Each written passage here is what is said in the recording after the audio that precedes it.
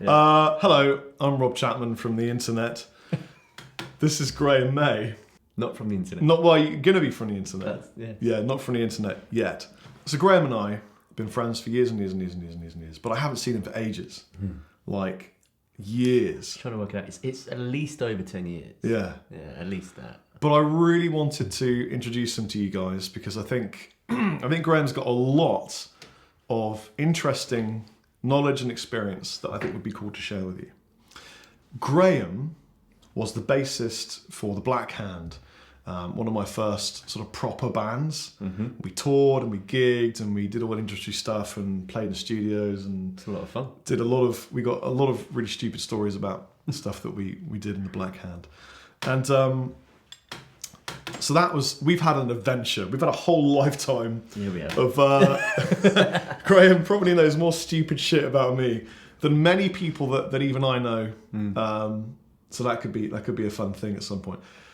The thing is, Graham has worked with Megadeth, Lamb of God, Ghost, Carcass. You were the bassist for Osric's Tentacles. Yeah. Still working with.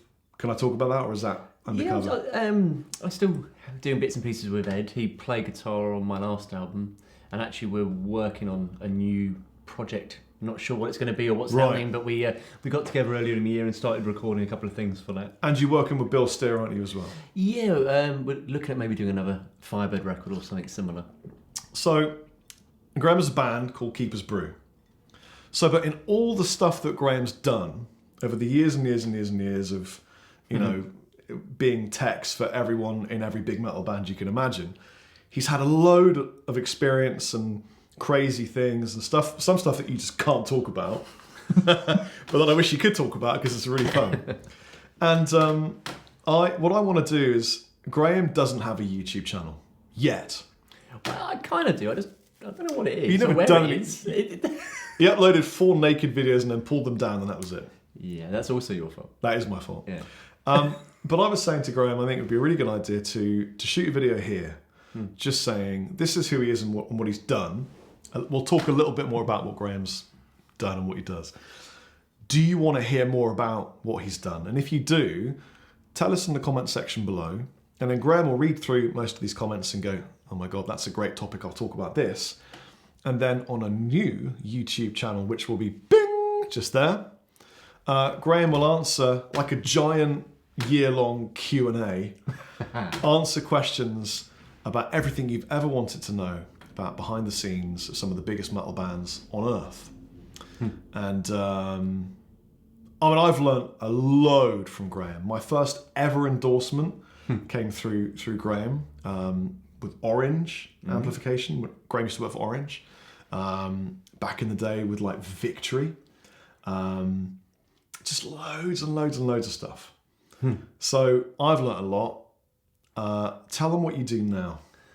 Right, well, now I still do plenty of teching.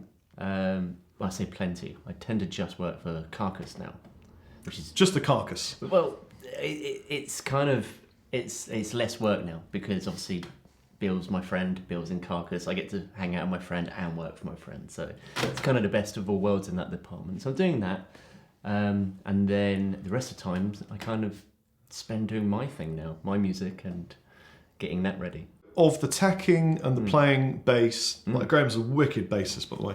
Of playing the bass, teching, you're an engineer producer, you are a creator, you write your own music. What is the thing that you've enjoyed? What are the experiences that you have enjoyed the most? And why was it the cartoon that I wrote about 15 years ago when we were in BadCat? That's up there. That cartoon is up there, most definitely. I wrote a cartoon strip. I don't know why I thought it was a good idea, but it was for a fan mail thing we did, wasn't it? Yeah. I can't even with myself from back then. I don't know why. Now, what are the experiences that stick in your head as being the most valuable things you've done?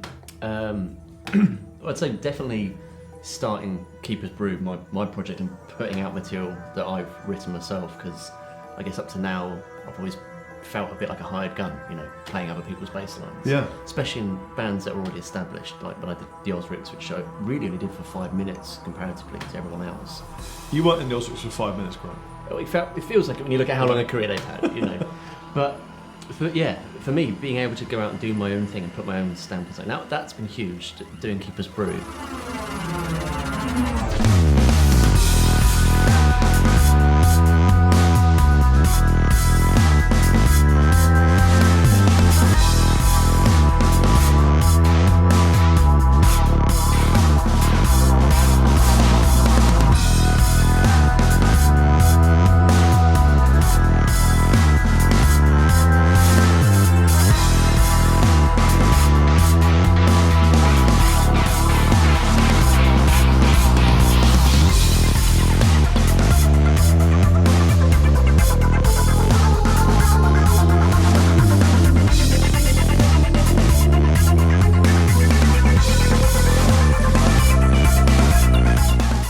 Used to work for a band called Ghost, who are now bloody massive actually.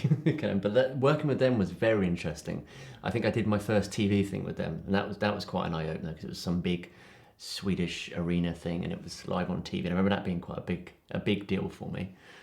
I don't know. Has there ever been a job where you've been working away and you've stopped and gone, as if this is my life?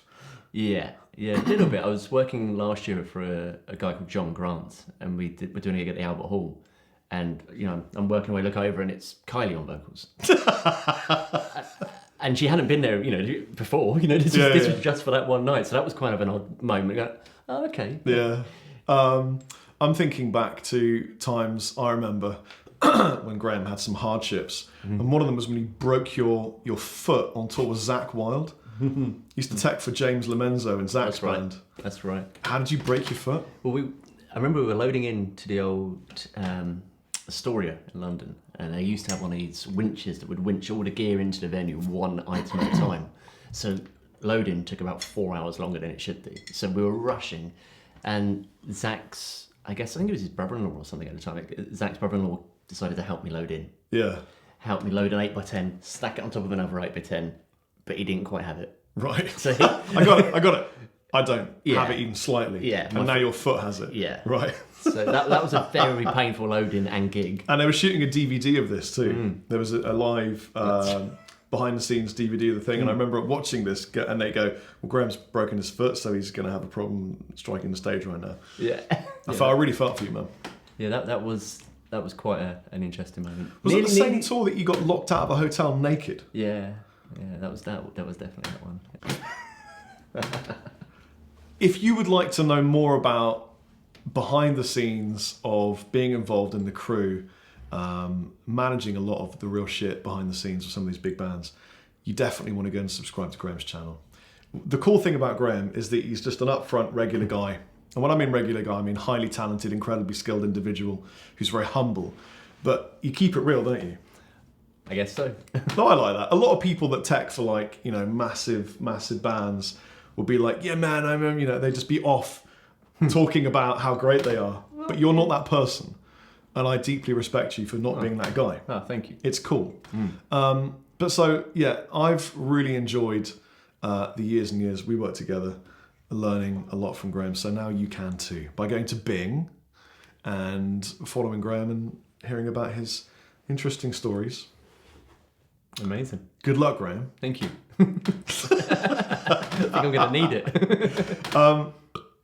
We were just chatting, I was going to say backstage, but actually it was in my living room while Nat's playing World of Warcraft. We were just talking about the Black Hand and some of the gigs and tours that we did.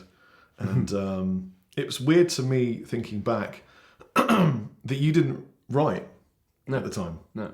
So what made you start, it seems to me, we did the Black Hand, toured, gigged, recorded, all this Abbey Road crazy stuff, and then that ended because I was like, I've just found YouTube and I started writing my own stuff, and it's going in a different direction. So I'm leaving the band I formed. But I think I left very shortly after you, didn't I? I? Yeah, you did. I think I did one show about you, and then I left. And then you did Firewind, I think. Not Firewind, Firebird. Firebird. Sorry, Gus. Yeah.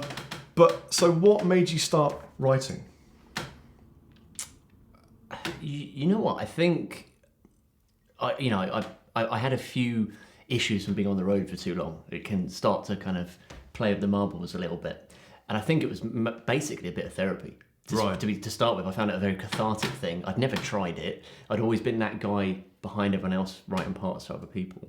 And I guess I just had years and years of pent up tunes and frustration in my head. And yeah, I guess it made the most sense. I didn't even know if it would work. Right. And then I just started writing a couple of tracks, and it felt great. It felt better than just playing other people's. Tell them the kind of music that you write. Wow.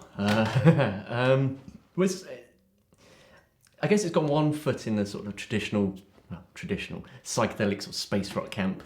So traditional. That traditional. Yeah, like Hawkwind and Ozric Tentacles and all that sort of stuff, bits of Pink Floyd. There's one foot in that camp. Yeah. But I'd say there's equally as much Prodigy, Nine Inch Nails, Infected Mushroom, sort of slamming psytrance and breakbeat and stuff in there. So the idea is it's a little cross between the two. It's progressive, it's psychedelic, but it's very much danceable. And yeah. I love that you've gone from, the whole Black Hand experience that we had together that created what we do now to teching for like Lamb of God, like putting strings on guitars, to then like working with like incredible people and then now writing your own music that takes inspiration from all of the metal people and then all of the crazy psychedelic weird stuff that you've experienced too. That's it. That's actually kind of why it was called Keeper's Brew, because the whole point is it's what I've chosen to keep out of all the stuff that I'm into. Oh, I see. There is another meaning which I won't go into because it's probably not good to talk about. But yeah, Keeper's Brew that's the whole point. It's kind of like a melting pot of all my favourite ideas. Right, because my experience with writing was a little bit like yours, in as far as I didn't go, you know what, I think I might just start writing music because I think I should write music.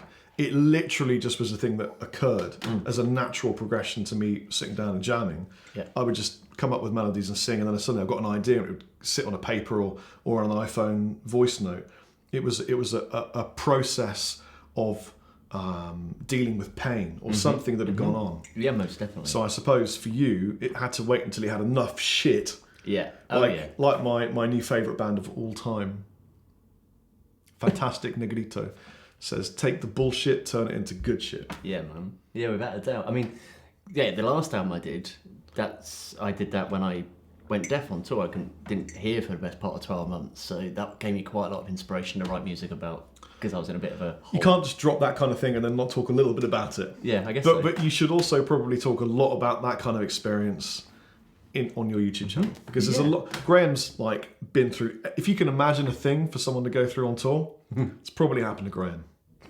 Twice. From death threats to suffering, deafness, and everything in between. Yeah, everything in between. Yeah. But so you went deaf on tour. Why? And how can other people avoid that? Well, interestingly, for me, it was a thing which we now know is called conversion disorder. And it was just my brain finding the only thing that would stop me from doing things. I'd just done a really long tour with a bunch of metal bands, very long hours. We had like one day off. It was a long slog, and I didn't get enough sleep. I wasn't looking after myself in any way, shape or form. Doing all the wrong things. Then I took a day off, and then went out with Orange Goblin for another tour. And I think it was like 2 or 3 days into that, like line checking, suddenly a guitar sounds like it's got no treble. Then the cymbals don't make any noise, and then suddenly there's no vocals, and just nothing. It was pretty terrifying. That must have been horrendous. It was awful, yeah.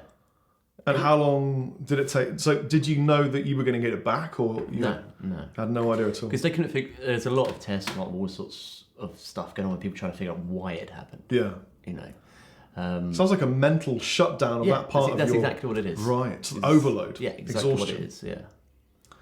I had no idea that could happen to somebody. Yeah, neither did I. Yeah. No shit. I guess Orange Goblin could do that to somebody. Yeah, well, yeah. Right. Yeah. I did tell Joe that his guitar amp was as loud as Carcass.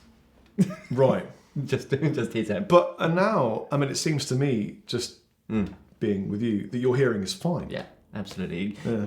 It's quite strange, actually. Like, my wife remembers a couple of times in the middle of the night when I'd go up and use the loo, get a drink of water, half asleep, and I'd come back and talk to her without my hearing aids in. Right. But I wasn't conscious.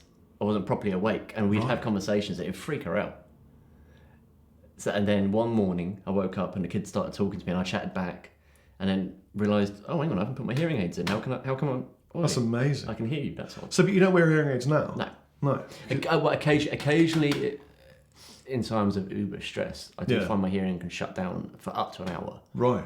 And then I get worried because I don't know if it's going to, is it this again? Sure. You know, but I've just got to be a lot more careful. And you just overdid it. You just didn't stop. Yeah. Loud touring, not enough sleep, too much alcohol, everything else that goes with it. Yeah. Yeah. Yeah. Right. So there's a lot to learn from people that take it to the absolute extreme and then bring it back from the brink. Yeah, well, that's the plan now. I'm glad you brought it back from the brink, Graham. Thanks, man. There you go. Just like a tiny insight into the world of Graham May and Keeper's Brew. I've been Rob. And I've been Graham. And you can find him here. We'll see you later on. Thank you. Cheers.